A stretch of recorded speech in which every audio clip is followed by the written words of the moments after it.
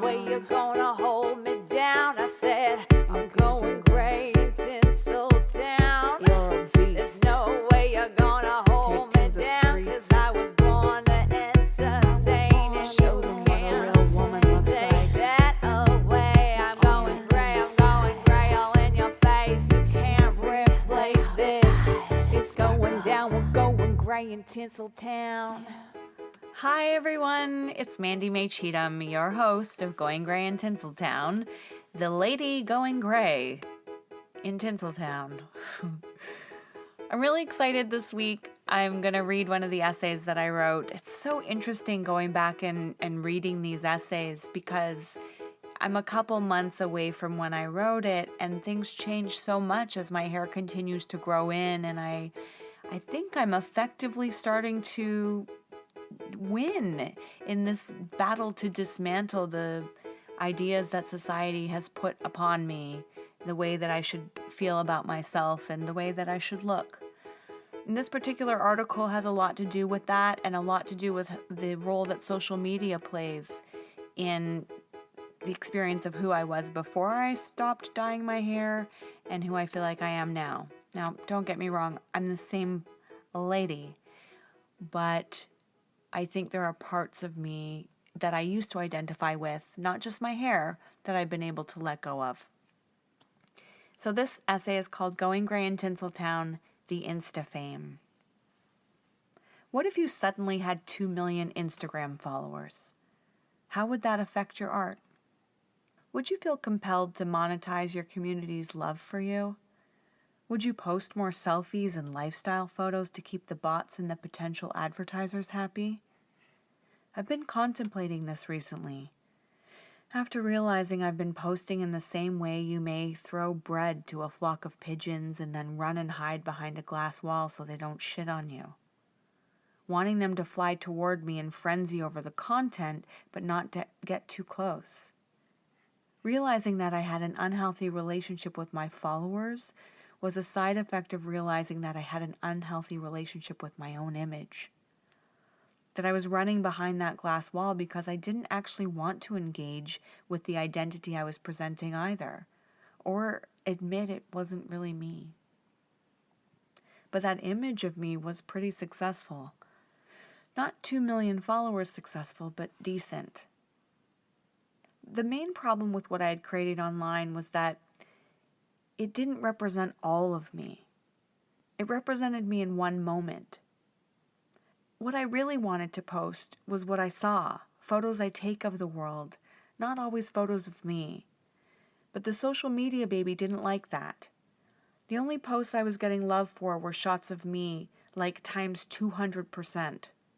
60 likes for a shot of the world, 300 for a shot of me. Slowly, Instagram went from a fun place to interact with mostly strangers and look at art, to a place where I could go to look at some version of myself that consistently lives in good lighting. You know you're in trouble when you spend more time on your own page than everyone else's. Despite the good lighting, consistency is not my strength. For me, consistency requires disciplined behavior that is motivated by some deep need or unanswerable life-defining question, something other than cartoon hearts. It feels like the true discipline required to achieve social media success is like the discipline required to be a sitcom parent from the 50s. Consistently presentable, knows more, is bigger than you, and never lets you see them fight or cry. What kind of cluster fuckery is this social media persona shit anyway? I recently read that Instagram determines who your posts are sent to based on how quickly people respond to your photo. So like, if you put a photo up, it will send it out to 30 or 40 people who follow you, who happen to be online, and if they like it in a quick amount of time, then they'll send it out to another however many people, and if they like it, they'll send it out to another however many people, etc. I need to do more research, but I believe there are also claims that the algorithm favors selfies over all other forms of content. I would love to know if this is a chicken or egg scenario. Did we create this monster where posts only do well with selfies in them by liking everyone's selfies more than their other photos? By making people feel loved by liking their image, did we create a culture obsessed with its own image? Or is this just Instagram manipulating the algorithm in order to make us more obsessed with our own image? Amazingly, I stopped feeling disconnected from my own image when I decided to let my gray hair grow in without dyeing it. I am, very scared about it and needed support and approval from loved ones and strangers, mostly strangers, to stick to my guns. All of the posts I've been creating are authentically me, while I've been documenting the big change on social media, and it feels great.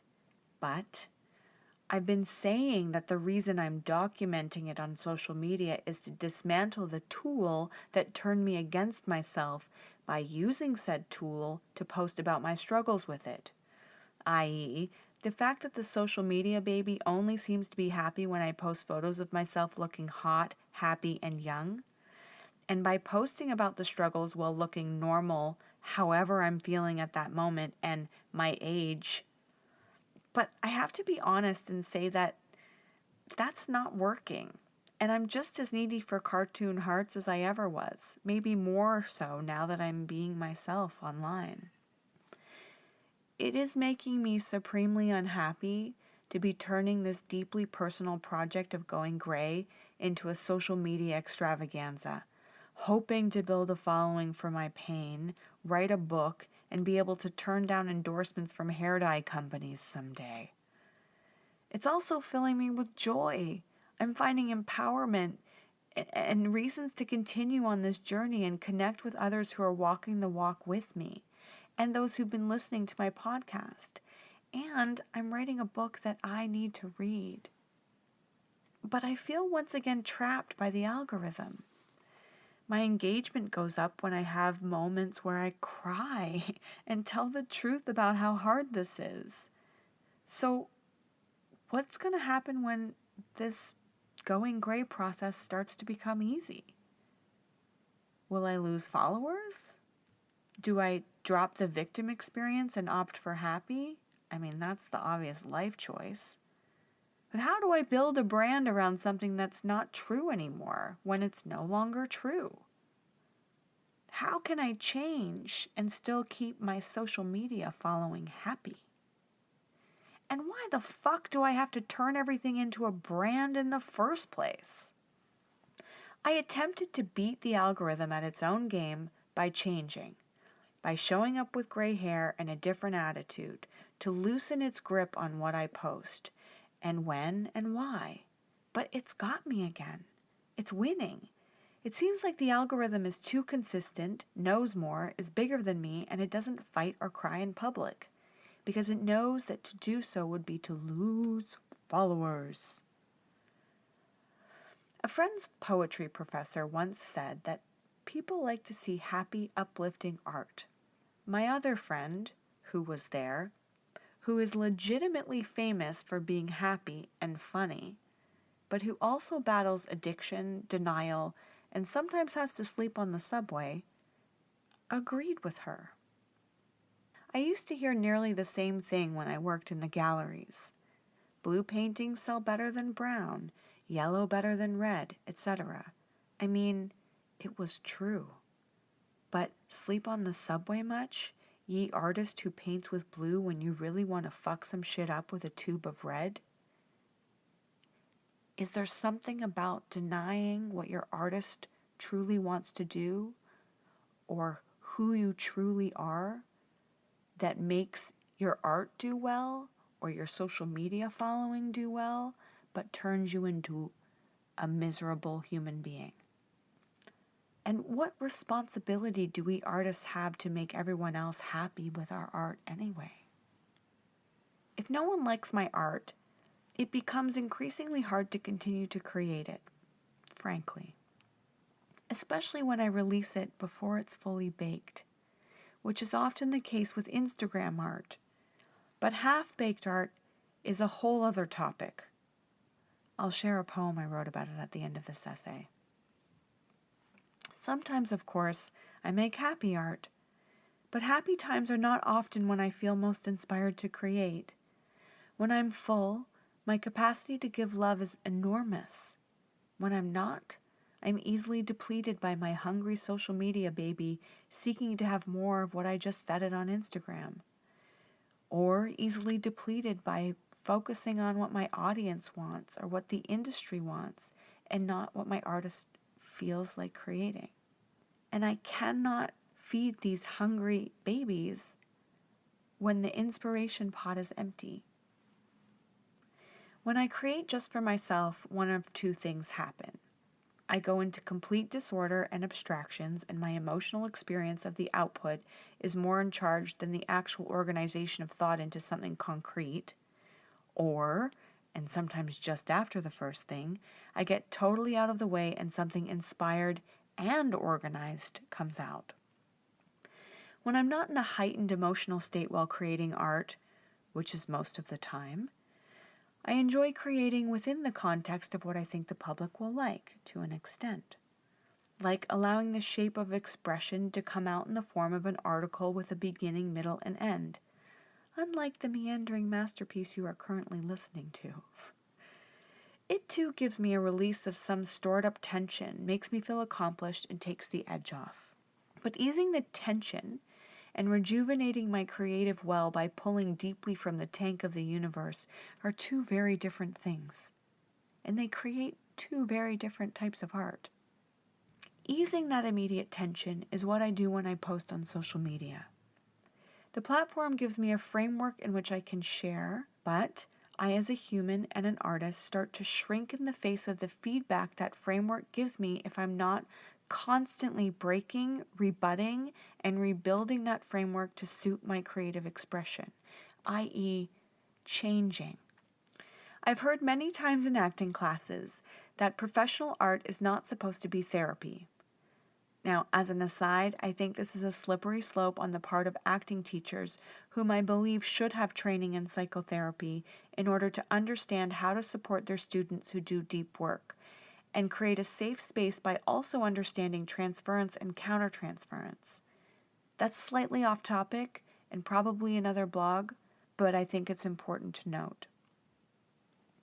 If you are a professional artist, you are supposed to create until you discover what your audience responds to and then stop and keep the fighting and crying to yourself, which I believe is where a lot of the really deep, powerful art comes from. So there's a real divide between what I think the world wants from me commercially and what the deep work is. Maybe this is actually a good thing, to keep less sensitive public eyes from going deeper into the rabbit hole with you, to not share the work until it is fully baked, not let them see your process. Like when you discover what they respond to, the happy stuff, then this can become the artistic space in which you can rest a while, or the space that can be used as an amusement to keep the social media baby happy while you go and do some wild finger painting on your face and then sit and cry in front of the mirror for 3 hours. Not that I do that anymore. So maybe when it feels tedious that you have to keep posting photos of the blue painting instead of the red, when you really want to show the red painting or the red paint all over you and your wrinkles, just create a new private Instagram account for that and don't let anyone follow you ever. Do I think this is good advice? No. I really had a tough time drawing a logical conclusion to this article because it really is just a series of questions. I would love to hear your thoughts on the million questions I asked in this article. Now, I'd like to share the poem that I wrote, which is equally as confusing, about art that is not fully complete and the problems with sharing that art before it's ready to be shared. The art that separates, the art of absolutes, is not the art that gestates. It is the art that you consume. You get to dictate, to terminate, to equate, without relating, just by making it of the other. a morsel of the divine plucked up too soon like green fruit, set to turn to color on a truck skimming through miles, ripening on fumes, only to never be devoured because the algorithm's dictations were detained by a glitch, the truck cornered and obliterated by the highest bidder. The origin of species of originality, of new specifics, was about to intensify, but instead the neurons were commodified and sold for the highest ad buy. Only the palatable will survive in the name of keeping the masses satiated, satisfied, complying. Ideas, though, they continue to intensify. Many demand time be taken to emulsify, but commerce can't be satisfied by proper timing. One piece of art for each makes me want to consume everyone else's niche. But then I don't see it because I'm busy reaching while I'm eating. And if I do have a moment with your muse, I can seek attunement. But there's no one there to tune into. All those other souls just consuming and shitting it out, unable to digest, divine in sight. The same way my intestines won't let nutrients pass into my insides. Walls lined with parasites just eat it up. Unripened art, soon to be consumed before it's plucked. Thanks, guys. Thanks for listening to this crazy episode. Please reach out to me at Manda Murhead, MandaMurhead, on Instagram, and let me know you share my crazy. Also, if you're loving the podcast, please share it, subscribe, and rate. Take care. See you next time.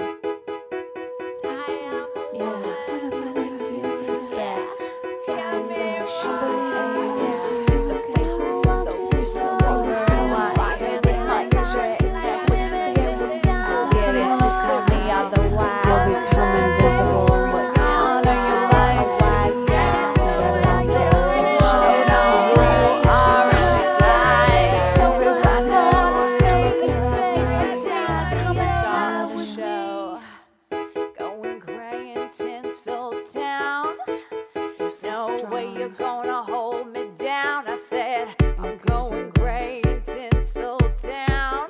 There's no way you're gonna hold me down, 'cause I was born to entertain, and you can't take that away. I'm going gray all in your face. You can't replace this. It's going down, we're going gray in Tinseltown.